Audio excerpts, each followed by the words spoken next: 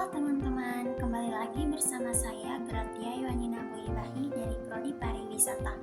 Nah, di video kali ini saya akan membahas mengenai video proyek ketiga dari mata kuliah Pengantar Ilmu Industri Hospitality.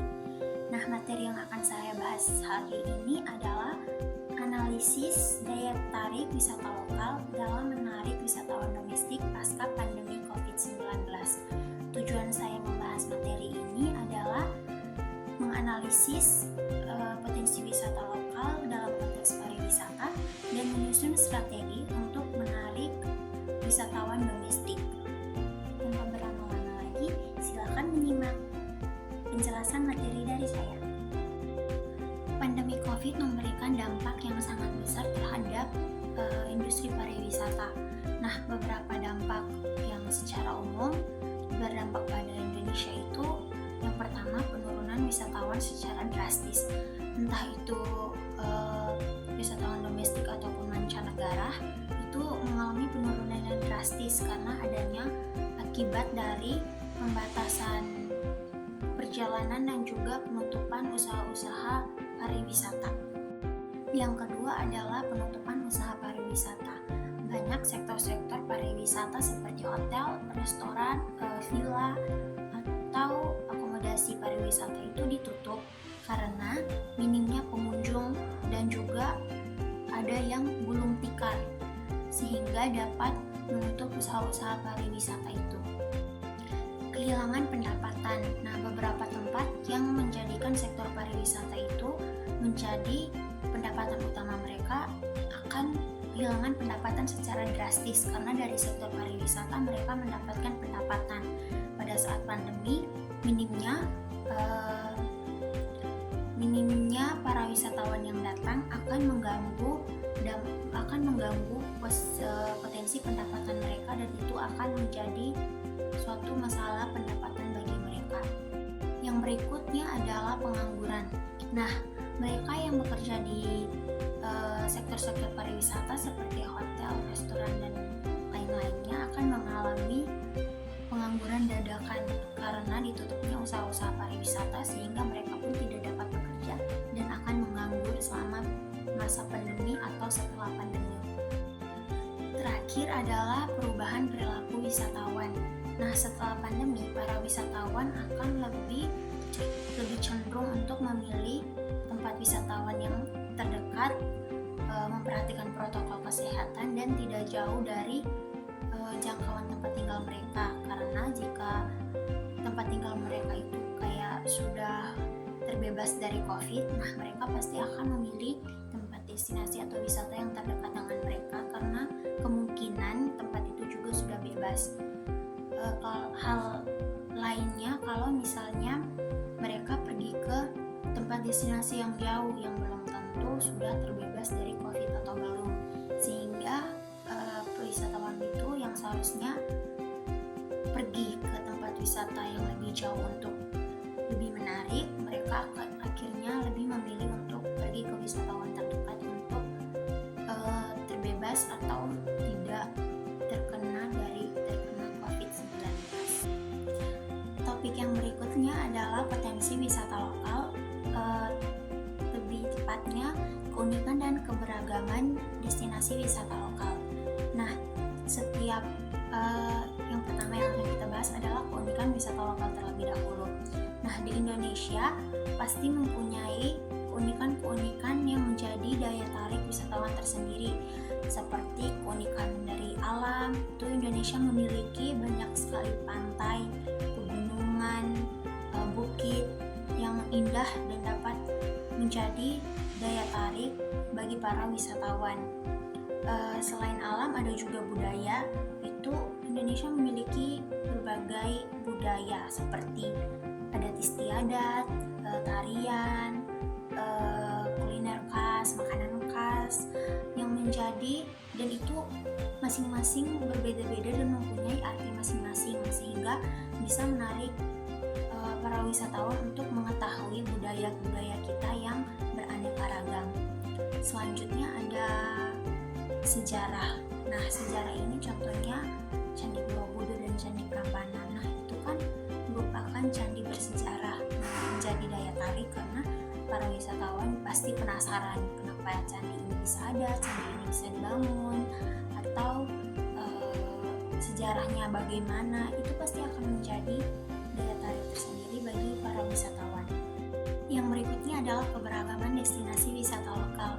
Nah, selain keunikan, Indonesia juga memiliki keberagaman destinasi wisata lokal. Seperti contohnya, yang pertama desa wisata. Nah, desa wisata ini adalah sebuah desa yang menjadi tempat wisata juga, sehingga dapat memungkinkan para wisatawan itu berinteraksi dengan masyarakat di desa tersebut secara langsung. Yang kedua ada wisata alam, kurang lebih seperti di bagian keunikan, cuman penjelasan di keunikan itu seperti kalau alam itu berarti pantai yang indah, mengenai alam. Cuman di bagian keberagaman ini saya akan membahas tentang apa yang dilakukan atau secara tidak langsung melibatkan para wisatawan. Nah, di wisata alam ini para wisatawan yang menyukai atau mencintai alam itu akan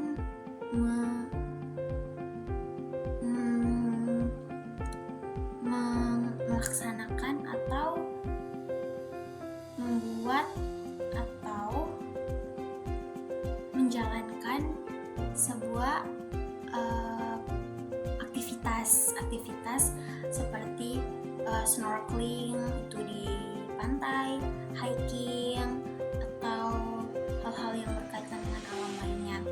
Selanjutnya ada wisata budaya. Nah, di wisata budaya ini para wisatawan itu secara tidak langsung akan mempelajari apa yang ada, apa saja budaya yang ada di Indonesia.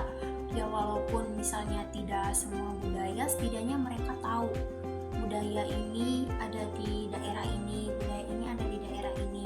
Karena Indonesia memiliki beragam budaya, sehingga mereka jika pergi ke satu tempat destinasi itu akan mempelajari budaya di tempat itu. Jika berpindah lagi, maka mempelajari budaya lain di tempat itu. Selanjutnya ada wisata kuliner. Nah, wisata kuliner ini adalah berbagai akan berwisata tentang makanan-makanan di Indonesia, seperti makanan khas daerah ini, makanan khas daerah ini, makanan khas daerah ini. Itu pun juga sesama dengan budaya, makanan khas dari daerah dan masing-masing daerah itu berbeda-beda, sehingga para wisatawan itu dapat mencoba atau mengetahui masing-masing makanan khas yang terdapat di Indonesia. Topik selanjutnya adalah perilaku wisatawan domestik selama pandemi, lebih tepatnya preferensi terhadap tempat yang lebih dekat dan aman. Nah, di sini kita akan membahas mengenai mengapa para wisatawan itu setelah pandemi lebih memilih ke tempat yang lebih dekat dan lebih aman, sehingga tidak terkena atau terjangkau virus COVID-19. Nah, mengapa para wisatawan itu memilih tempat yang lebih dekat dan aman? Yang pertama itu khawatir akan penularan. Karena jika kita pergi ke, misalnya para wisatawan pergi ke tempat yang di luar dari daerah mereka, itu pasti belum tentu virus-virus yang ada di daerah tersebut itu sudah reda seluruhnya, sehingga para wisatawan itu takut akan penularan. Kedua, ada pembatasan perjalanan. Pemerintah membatasi perjalanan agar tidak terjadinya penularan virus secara langsung kepada para wisatawan, dan ketika mereka pulang ke tempat daerahnya itu pasti akan menyebarkan virus yang lebih banyak kepada orang-orang sekitar mereka. Yang keempat adalah prioritas kesehatan. Nah, kesehatan itu lebih penting dari semuanya, sehingga mereka akan memilih tempat yang lebih dekat dan aman, yang dimana protokol kesehatan pasti akan lebih memadai karena itu daerah mereka sendiri. Jadi mereka pasti akan lebih tahu.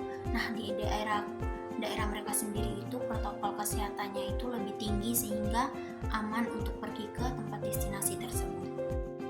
Berikut adalah contoh kasus. Nah, contoh kasus yang saya ambil ini adalah contoh kasus yang dimana ada sebuah desa wisata yang terletak di pegunungan, yang dimana sebelum COVID, sebelum pasca pandemi, sudah menjadi sebuah objek wisata yang sangat menarik, terutama bagi para wisatawan yang menyukai untuk mendaki pegunungan, mendaki gunung.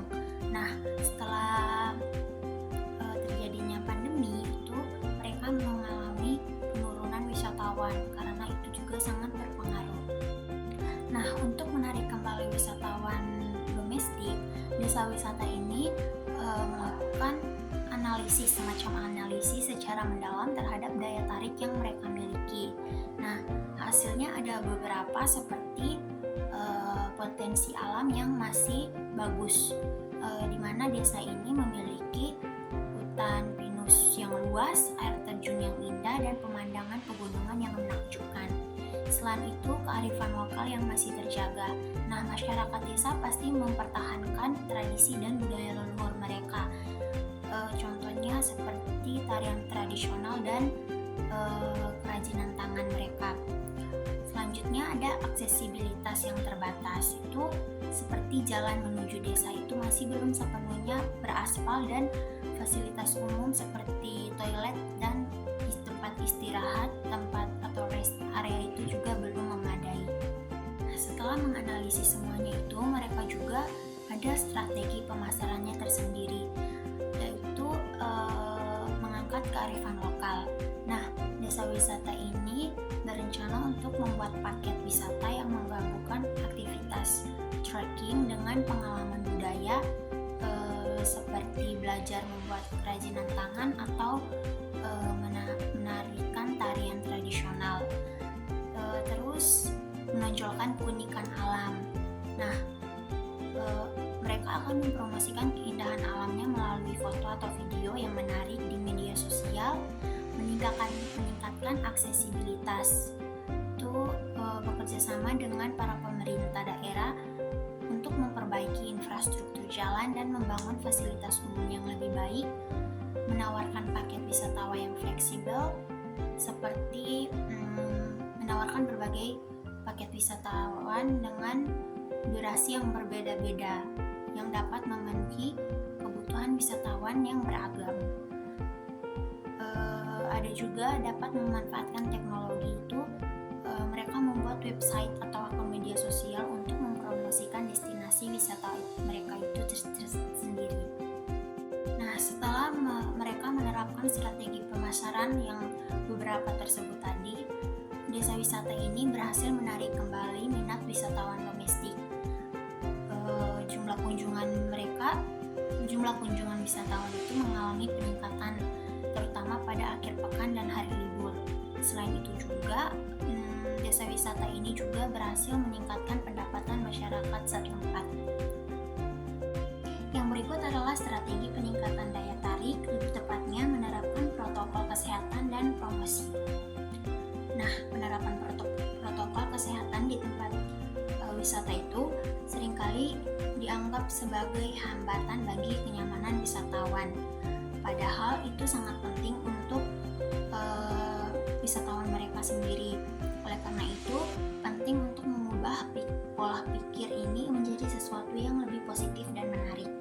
Strategi pengembangan peningkatan daya tarik itu yang pertama, promosi protokol kesehatan yang kreatif.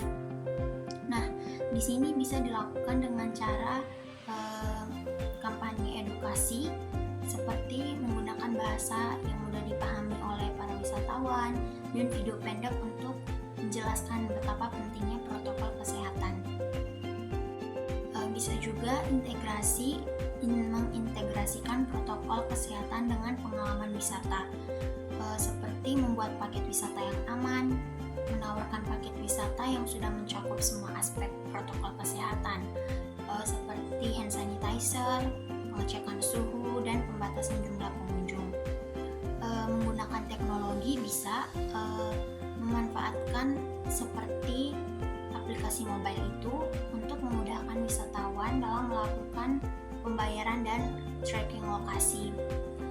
Membuat zona-zona aman, seperti di area wisata itu menjadi zona-zona aman dengan kapasitas pengunjung yang terbatas.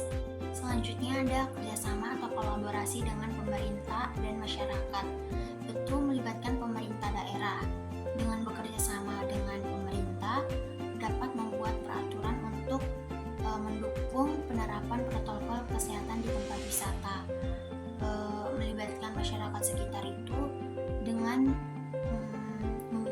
untuk menjaga kebersihan dan keamanan lingkungan wisata. Yang berikut itu dapat memantau dan mengevaluasi, melakukan survei kepuasan pengunjung seperti menanyakan pendapat pengunjung mengenai apakah penerapan protokol kesehatan ini sudah baik dan apa yang dapat ditingkatkan lagi. Mengevaluasi secara berkala seperti melakukan evaluasi secara berkala terhadap efektivitas strategi yang telah diterapkan, apakah masih perlu ditingkatkan atau sudah pas atau apa yang perlu dikurangi begitu.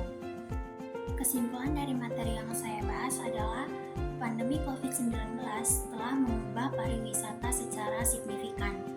Wisatawan lebih memilih destinasi yang dekat, aman, dan menawarkan pengalaman yang unik serta menarik. Oleh karena itu, pengembangan daya tarik wisata lokal itu bisa menjadi sangat penting untuk menarik wisatawan domestik. Nah, ada juga analisis daya tarik wisata lokal ini bertujuan untuk mengidentifikasi potensi yang dimiliki suatu daerah, baik itu potensi alam, budaya, atau sejarah, dan dengan memahami potensi ini, kita dapat merancang strategi pengembangan yang tepat.